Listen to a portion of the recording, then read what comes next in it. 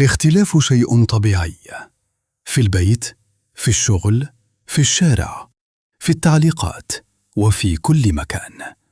لكن الإسلام ما علمناش نكسب النقاش، علمنا نكسب القلوب. ربنا قال في القرآن الكريم: الذين يستمعون القول فيتبعون أحسنه. يعني المؤمن يسمع جيداً قبل أن يرد، يفهم قبل أن يحكم، ويهدأ قبل أن يتكلم. المشكلة إنه أول ما نختلف نرفع صوتنا، نقاطع، نتريق، ونحول النقاش إلى هجوم شخصي، ننسى الفكرة ونمسك في الشخص. مع إن ربنا قال: وإذا خاطبهم الجاهلون قالوا سلاما. يعني لو حد استفزك، ردك يكون هدوء وليس استفزاز، كلمة طيبة أو صمت راق. والنبي صلى الله عليه وسلم قال في صحيح مسلم: إن الرفق لا يكون في شيء إلا زانه. الرفق يجمل كلامك ويجعل الطرف الآخر يسمعك.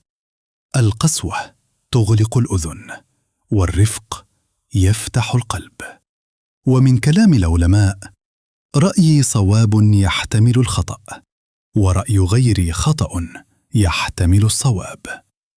لو بدأنا أي نقاش بهذه الفكرة، نصف المشاكل ستنتهي، لأنك تدخل النقاش طالبا للحق لا طالبا للانتصار.